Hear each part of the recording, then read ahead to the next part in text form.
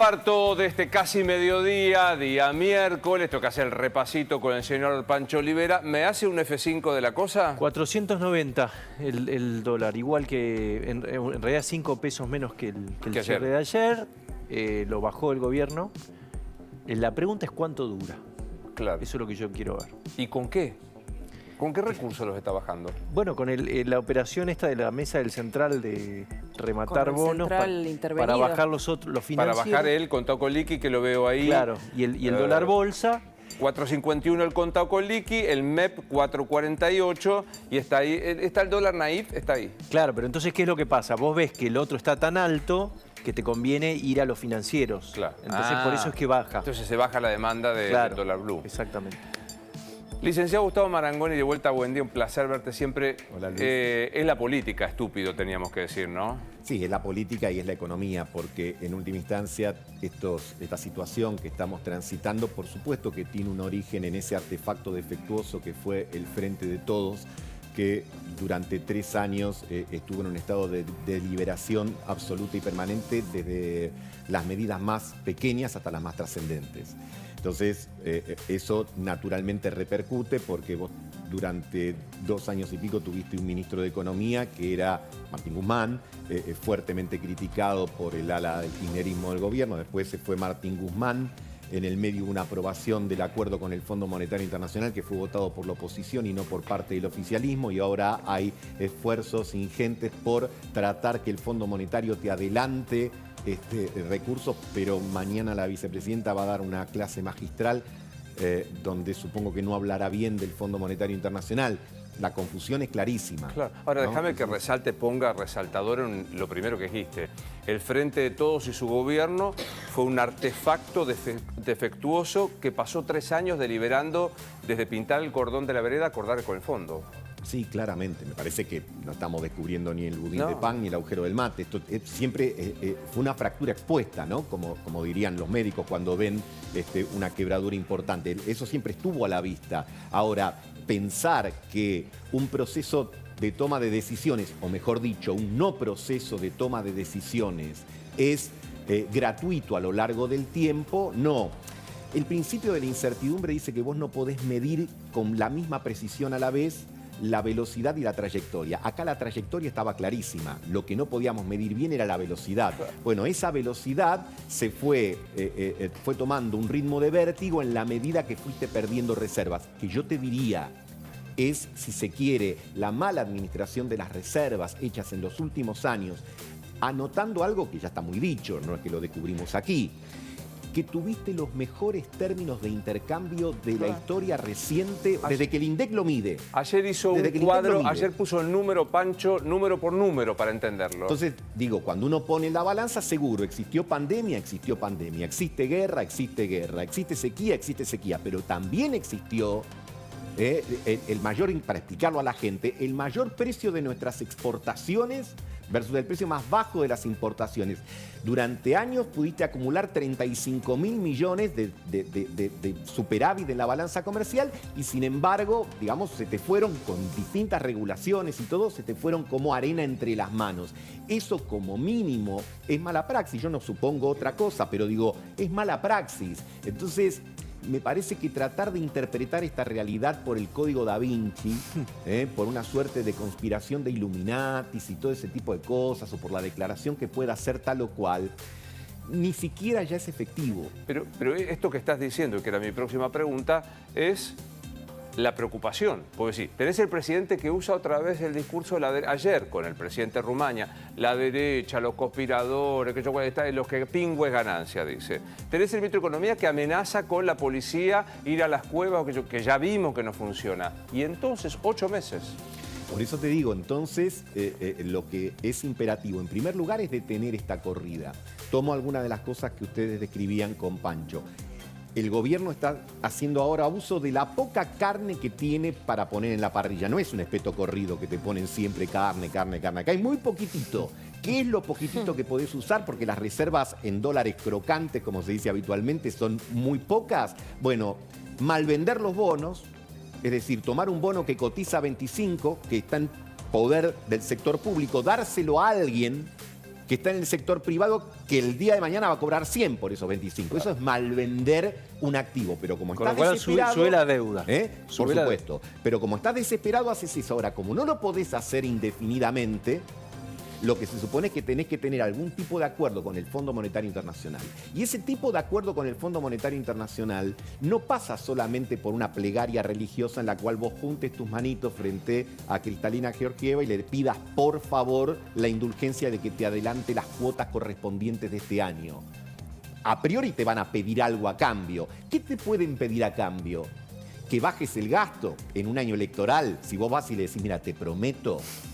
No te creen. Que bajo el gasto te van a decir, mira... Sí, es que ya se lo prometió. Esa película ya la vimos, digamos. Y ahora va no era con Robert De Niro, pero la vimos, la película. Entonces, estás iluminado y vos también. Entonces, ¿qué le van a pedir? Y le van a pedir lo que me parece que es obvio.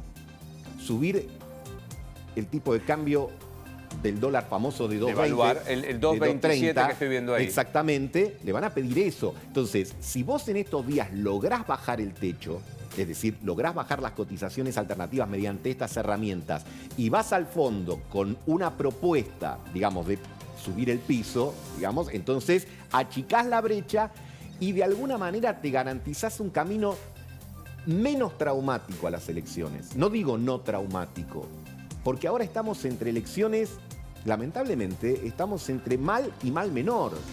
Ya no estamos en la instancia donde vos podés elegir si comés, no sé, un salmón preparado con claro, todas las delicias o una comida mucho más rústica. No, ahora estamos frente a alternativas que son mediocres como optimistas, mediocres para transitar este año. ¿Por qué? Hablábamos fuera de cámara. Una devaluación del oficial, por supuesto que tiene dos beneficios concretos. Te aumenta la recaudación por los impuestos al comercio exterior y también te ayuda a bajar, digamos, las importaciones porque estás aumentando los precios a los cuales tenés que hacer. Ahora, tenemos que contar también toda la historia. Tiene un costo. ¿Y el costo cuál es? Que vas a tener un impacto en la inflación mayor al que tenés. Es decir, si veníamos teniendo inflación de 7,7, probablemente durante 2 o 3 meses hasta pase los 2 dígitos. Ahora, la pregunta es, insisto, ¿cuál es tu objetivo? ¿Que la situación no espiralice y colapse?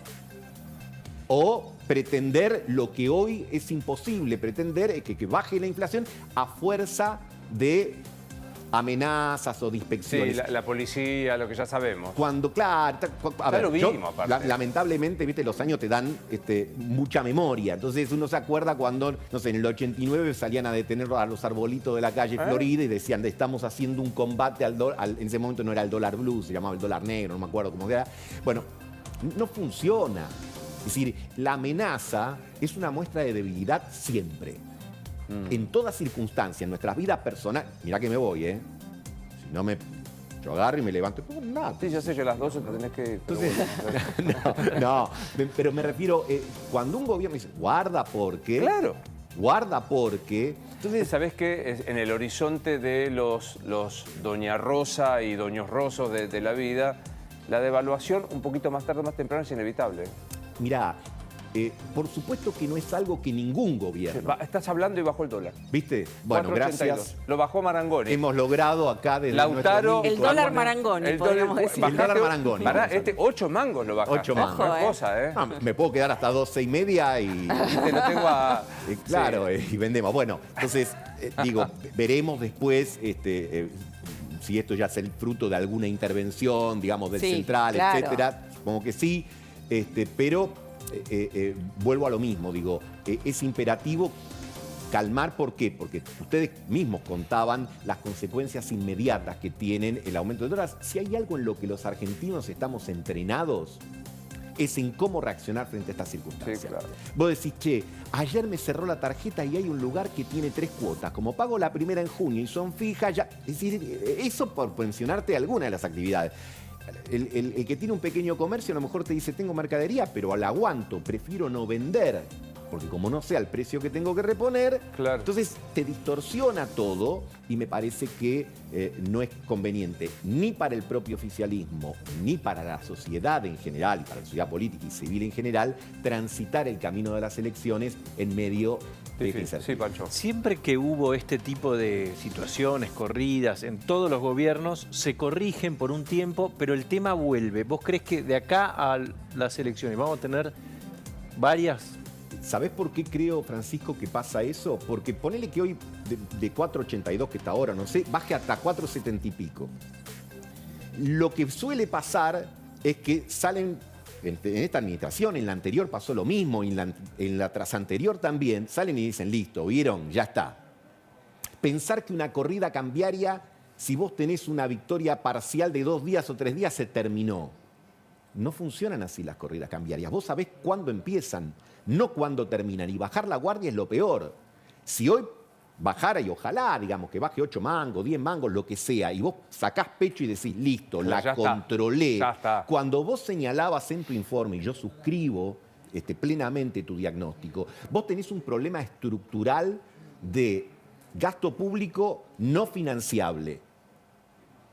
Entonces, ese problema no lo vas a resolver en el 2023. Quedará ya para la próxima administración de cualquier signo que sea. Pero mientras tengas ese problema donde vos gastás más de lo que ingresás, no te lo financia nadie desde el exterior, para financiártelo en pesos te cobran una barbaridad y además estás con el fondo de la emisión. Pensar que si vos por 2 o 3 días, por alguna regulación adicional, por alguna pisada de las importaciones más grande de la que ya venías haciendo, o por algún teje-maneje respecto de los bonos, controlaste una corrida, te diría que estás festejando porque tu equipo a los 20 minutos del primer tiempo va ganando 1-0 y yo te digo, mirá, que falta un montón para que termine este partido. Gustavo, te hago una pregunta que, viste que yo soy gorila, vos lo contrario, etcétera, etcétera. Digo, Olivera y Guadalupe me hinchan todo el tiempo como la candidatura de Sergio Massa a presidente de la Nación. Te pregunto como politólogo, ¿tiene algún plafón que el ministro del 4,95, del 7,7 por lo menos,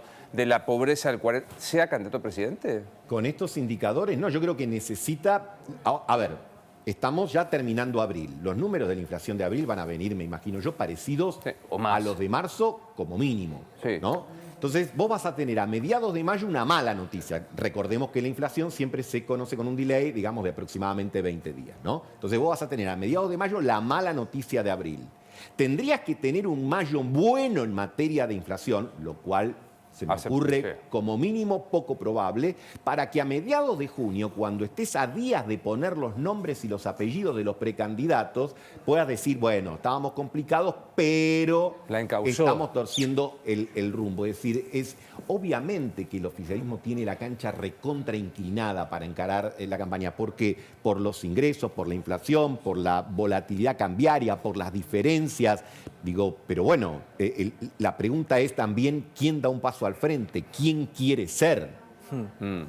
¿Cómo se sale de esta crisis de liderazgo? Porque el declinamiento a la candidatura de Alberto Fernández se suponía que iba a traer un poco de calma al frente de todos y por el contrario generó como un vacío de poder que ahora no tienen con quién reemplazar.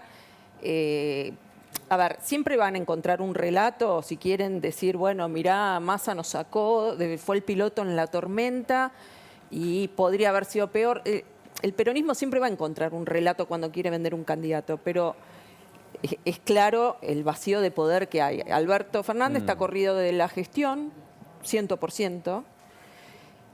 Cristina baja línea política, pero no aparece y... En el día a día lo está ocupando ese rol Sergio Massa, pero obviamente con el costo político que le puede generar no poder ser candidato. ¿Cómo se va a resolver en el oficialismo esa crisis de liderazgo que tienen ahora? Mira, faltan 8 meses, en ¿no? el oficialismo y en la oposición, la única esperanza que vos tenés de reconstruir un liderazgo es el proceso eleccionario. Digo esperanza deliberadamente y no garantía, porque una elección es la oportunidad para consagrar un liderazgo, pero no viene con una garantía como las planchas o los LEDs.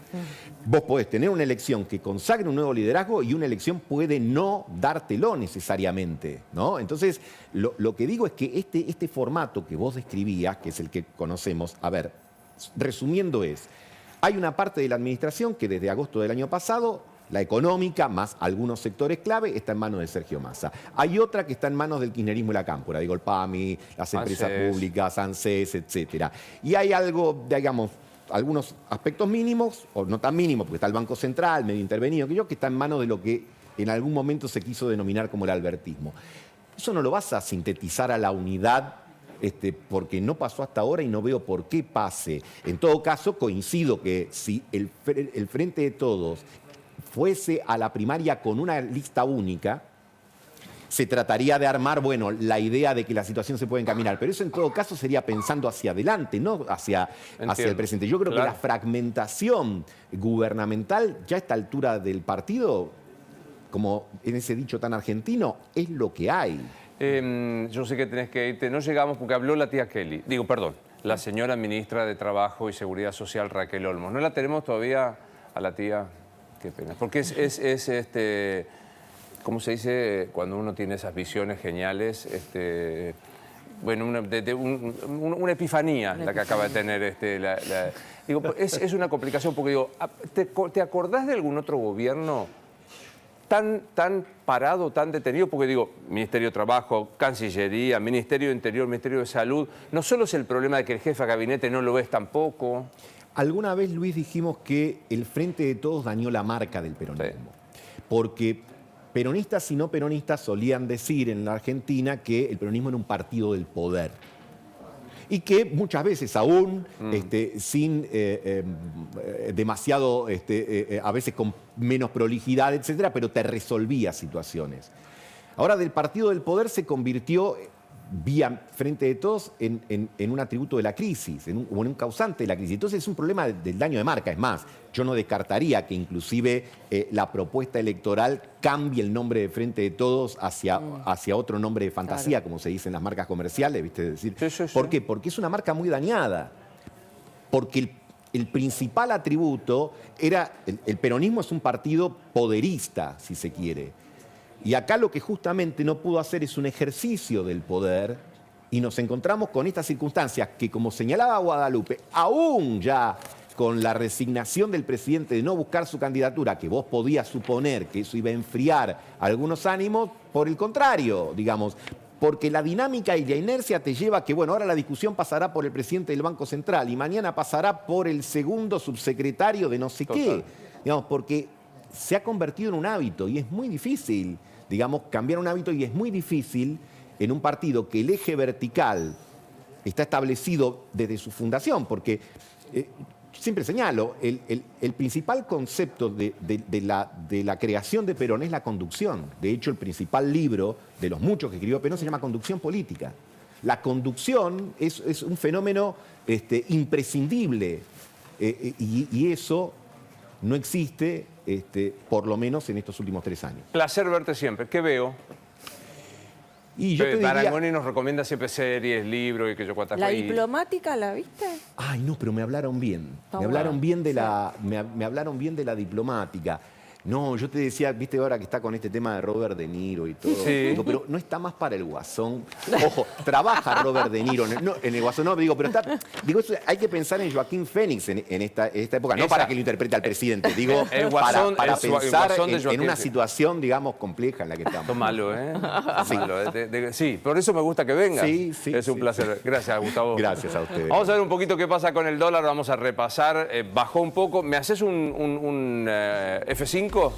482 en este momento es el efecto de la medida que tomó ayer el gobierno, como describía recién Gustavo, mal vendiendo dólares, lo cual hace que los tengamos que pagar, bonos, lo cual hace que los tengamos que pagar caros cuando venzan en el futuro al valor nominal, es decir, al 100%. El gobierno logró que bajaran los dólares financieros, contado con liquidación, y dólar bolsa. Quedan lejos, quedan mucho más baratos que el dólar blue, claro. Entonces los ahorristas van más a esos dos y dejan el dólar blue. Diego Lewen.